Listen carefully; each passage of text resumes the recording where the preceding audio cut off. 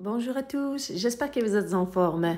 Je vous propose une délicieuse tarte aux amandes et aux pêches, facile à réaliser, avec une pâte qui est croquante, la farce est délicieuse et moelleuse, c'est un régal.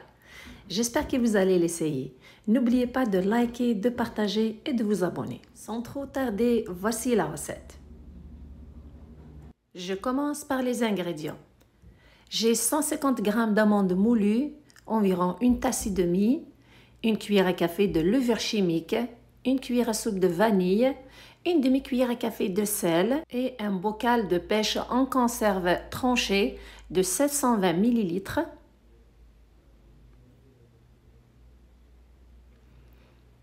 J'ai 3 œufs. J'ai une demi-tasse de sucre glace, environ 60 g. J'ai pris aussi 150 g de margarine à base de plantes végétales. C'est une margarine qui est légère de la marque Becel pour ceux qui la connaissent. Sinon, utilisez la même quantité d'une autre margarine de votre choix. Puis pour cette tarte, je vais utiliser une pâte à tarte que j'ai déjà dans ma chaîne. Je vous laisserai le lien de la vidéo en bas de celle-ci dans la partie description. Vous pouvez utiliser une pâte de votre choix, comme surtout vous pouvez utiliser la pâte feuilletée. Je prends un récipient, je commence par mettre la margarine. Pour la préparation de cette farce, vous n'êtes pas obligé d'utiliser un fouet électrique, juste avec un fouet à main. J'ajoute le sucre glace, la vanille ainsi que le sel. Puis je travaille tous ces ingrédients pour avoir un mélange crémeux et prendre son temps à bien faire ça. Alors, n'oubliez pas, si jamais la recette est à votre goût, merci de la liker, de la partager et de vous abonner si ce n'est pas déjà fait. Par la suite, c'est le moment d'ajouter les œufs. Et je travaille bien aussi ce mélange pour que les œufs soient bien incorporés. Une fois que c'est fait, j'ajoute les amandes moulues.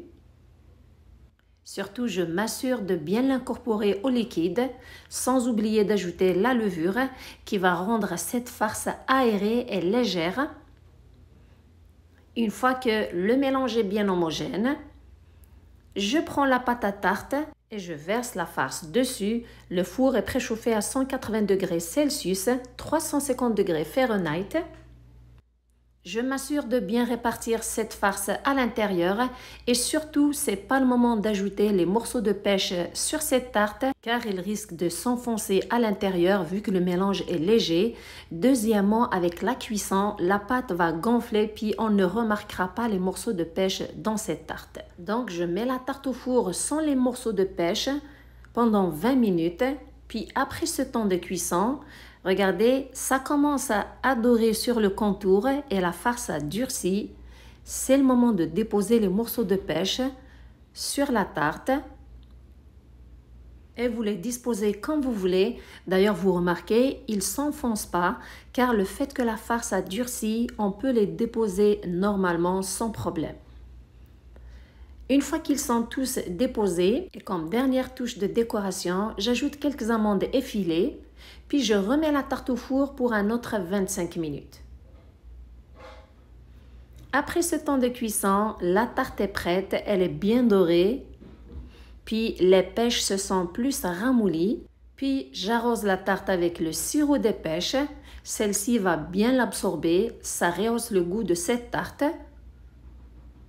Puis je la laisse se reposer jusqu'à ce qu'elle refroidisse complètement. Et par la suite, c'est le moment de la déguster. Une délicieuse tarte que je vous recommande, facile à réaliser. La pâte est croquante, le mélange d'amandes et de pêche est un régal. J'espère que la recette est à votre goût. J'espère surtout que vous allez l'essayer. Merci de me suivre, prenez soin de vous et à la prochaine.